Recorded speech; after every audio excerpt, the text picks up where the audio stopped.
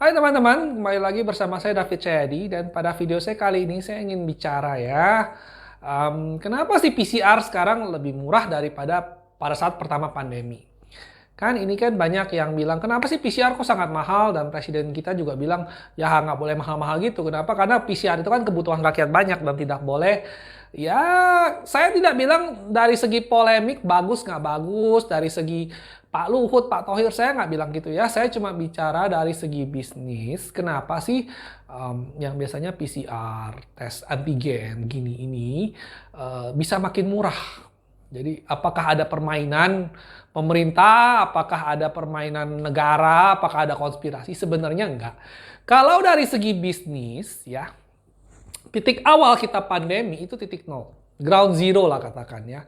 Di saat itu produsen antigen nol. Tidak ada perusahaan yang sengaja bikin antigen untuk COVID. Betul nggak? Karena COVID belum ada. Ya kan, kalau untuk HIV, untuk yang lain-lain mungkin sudah ada, tapi kan itu berbeda ya. Jadi anggaplah pandemi itu ground zero, oke? Jadi di saat terjadi pandemi 2 tahun lalu kan kita baru mulai negara-negara berlomba, baru mulai semua ilmuwan cepet-cepet bikin gimana sih cara ngetesnya, gimana sih cara gimana sih rumus kimianya supaya kita bisa ada antigen, supaya kita bisa ada tes antibody um, yang yang kompeten lah, yang bisa digunakan, yang praktis, yang hemat biaya segala macam. Nah, awal-awalnya itu pasti semua negara berlomba-lomba, betul nggak? Semua negara dinas kesehatannya semua berlomba-lomba pasti udah bikin. Kenapa? Karena di luar cetak duit, di luar kebutuhan, jangan bilang profit lah ya, ini menyangkut kemanusiaan, ya kan? Semua orang kalau misalnya kita nggak ada tesnya, ya hancurlah kita, betul nggak? Semua orang kita nggak tahu kita ini COVID atau enggak, kita kan nggak pernah tahu. Dan kalau misalkan harus dites laboratorium kan tidak gimana ya, tidak realistis gitu kan. Kita perlu tes yang cepat kayak sekarang antigen tinggal colok-colok, kocok-kocok sebentar kan kelihatan Anda positif atau negatif. Nah, awal-awalnya bayangkan ya, kalau semua investasi itu yang sekelas skala besar begini selalu itu mahal di awal. Mahal di awal gini, bayangkan sekarang begini. Nah. Saya kalau mau bikin satu stick antigen saja, ya, saya mesti ada pabrik. Saya mesti ada mesin yang sekali bikin itu mungkin jutaan piece. Ya kita nggak bisa bikin satu piece doang. Kalau bikin satu piece doang jatuhnya mahal, betul nggak? Nah saya perlu lahan baru, saya perlu teknisi baru, saya perlu pengembangan riset baru, saya perlu pokoknya awal-awal bikin pabrik itu pasti paling mahal-mahalnya. Jadi jangan heran kalau misalkan di awal-awal itu PCR itu selalu mahal, mahal banget, ya kan? Karena hanya ada beberapa pabrik yang bikin. Jadi kalau dia ada 1 juta piece, oke, Cungko mau 1 juta piece, Amerika mau 2 juta piece, Singapura mau 1 juta, Indonesia mau 10 juta, rebutan. Siapa berani bayar, siapa yang dapat barangnya. Oke. Nah, seiring dengan berjalannya waktu, itu kan masih oke. Pabrikan nanti kan berdiri lagi dong. Ini yang bikin sekarang misalkan cuma Jepang doang. Ya, Indonesia juga harus bikin.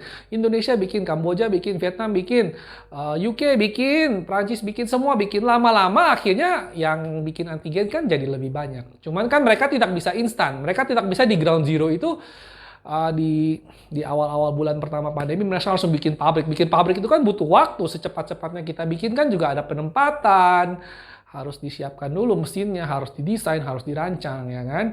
Terus jalur distribusinya, perizinannya, itu pun kalau sudah ketemu ini kan caranya. Nah, anggaplah gitu semua udah ketemu ya.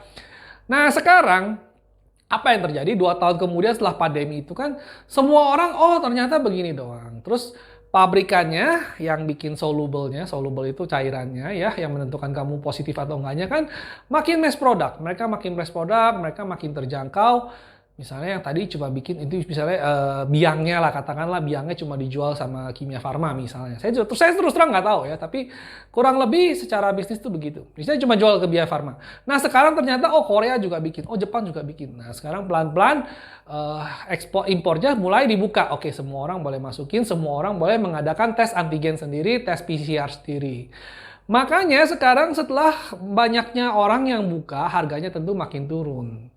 Betul nggak? Kalau dulu kan misalkan katakanlah satu Indonesia cuma ada 1 juta antigen, tentu saja harganya pasti lebih mahal.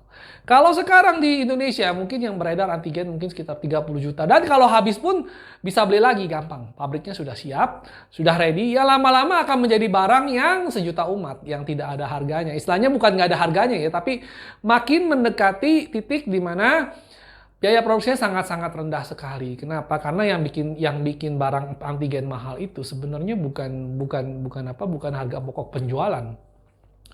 Harga pokok penjualan, saya kasih contoh deh ya, Indomie aja. Kita bikin Indomie, itu modalnya satu tuh nggak mungkin cuma 500 perak kali ya.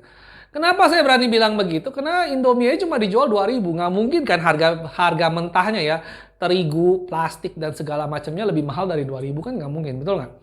Tapi kan kalau kita bikin pabrik Indomie, pabrik Indofood dari tanah ini kita bangun, pasti kan triliunan, betul nggak? Mulai dari gedung, mulai dari mesinnya, mesin mie-nya, mesin packingnya segala macam, sampai tenaga kerjanya segala macam. Nah inilah namanya apa, faktor ekonomi skala. Jadi kalau misalkan sudah berjalan, ada waktu jeda sebentar ya, sudah mulai catch up, semua industri pun akan begitu. Jadi termasuk vaksin ya, dulu vaksin kita mahal sekali, kita rebutan. Nah sekarang vaksin sudah mulai di mass product, biangnya juga sudah mulai diproduksi lokal, setiap negara juga sudah cukup, dan vaksin itu kan kebutuhannya itu mendekati titik nol ya. Awal-awal kebutuhan misalnya Indonesia, kebutuhan awal 250 juta. Satu orang divaksin kebutuhan berkurang, satu orang divaksin kebutuhan berkurang. Lama-lama akan ada titik di mana kita tidak butuh vaksin lagi karena titik itu adalah 250 juta orang Indonesia kira-kira kurang lebih ya sudah divaksin semua. Jadi tentu saja yang namanya vaksin itu harganya akan terus drop ya kan, dari dibandingkan titik tertingginya itu pasti di awal-awal pandemi di ground zero ini. Jadi angkanya itu secara grafik itu mereka akan selalu turun, tidak mungkin naik. Ya kecuali mungkin ada situasi tertentu misalkan ada varian baru yang kita harus 5 kali suntik baru kebal. Nah itu mungkin harganya akan naik sebentar. Tapi saya rasa untuk vaksin, untuk antigen di dunia ini sekarang sudah cukup stabil ya. Masing-masing negara sudah punya produksinya sendiri.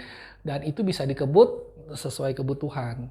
Nah jadi kembali lagi ke polemik PCR di Indonesia. Jadi kalau PCR di Indonesia itu kenapa lebih murah sekarang? Apakah tadinya dicuanin sebelum ini kok dicuanin atau sengaja dimahalin? Ya enggak. Mungkin ada faktor-faktor seperti itu. Saya nggak tahu. Saya tidak mengaku saya ngerti permainan orang dalam atau gimana.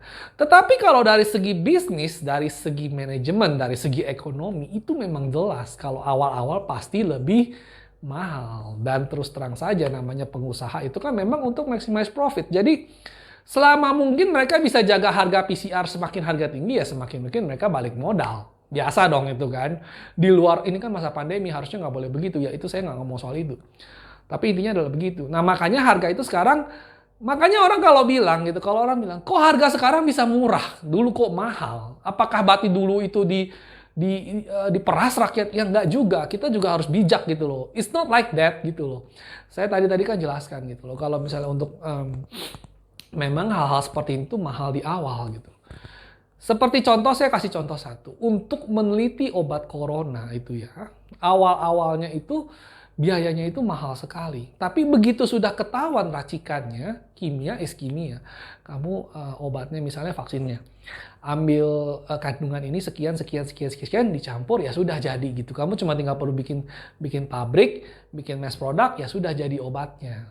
Nah kalau misalkan sekarang harga botol segini mah murah. Seperti kata saya juga harga Indomie tadi ya kan. Begitu kamu udah ketemu resepnya, kamu sudah bikin mesinnya. Jadi mesin cetak mie itu kan 1, 2, 3, 4, 5 itu memang mahal sekali. Tapi kalau dia cuma cetak 1 juta piece akan jadi mahal. Tapi kalau misalkan dia di mesin itu dipakai sampai 10 tahun misalnya telah mencetak puluhan juta. Nah makanya kan harga per bungkusnya akan menjadi sangat murah sekali gitu loh. Jadi kalau kita melihat PCR, kita melihat antigen, itu kita nggak bisa bilang ini kok barang begini aja mahal. Jadi mahal itu bukan karena harga barangnya mahal. Beda kalau misalkan emas ya. Kalau emas kan memang per gramnya itu mahal. Mau diketemukannya tahun lalu kayak tahun sekarang 1 gram emas ya 1 gram emas tetap mahal gitu. Jadi angkanya memang ada di fisiknya. Tapi kalau misalnya antigen ini angkanya bukan ada di fisiknya. Fisiknya murah tapi angkanya ada di investasi awal. Nah, jadi itulah kenapa menurut saya kalau PCR sekarang itu bisa jauh lebih murah itu bukan karena konspirasi atau bukan karena gimana. Ya mungkin ada juga faktor di set kamu nggak boleh lebih tinggi dari harga sekian ya. Tapi sekarang kalau saya lihat itu antigen itu PCR tuh mungkin ada yang drive thru doang ya. Pagi colok, sore jadi segala macam. Ya bagus lah gitu loh. Sekarang sudah mulai lebih terjangkau dan orang-orang juga saya juga pernah ngerasain gitu kan antigen 1.900.000 ya lumayan juga. PCR ya, sorry PCR. Antigen mah 100 ribuan kalau nggak salah ya. Nah, jadi sekarang udah ngerti ya kurang lebih kenapa gitu kalau PCR sekarang lebih murah daripada PCR 2 tahun lalu, ya itu jelas gitu loh. Memang begitulah mekanisme bisnis ya memang begitu gitu. Mekanisme ekonomi memang selalu berjalan begitu. Oke, terima kasih.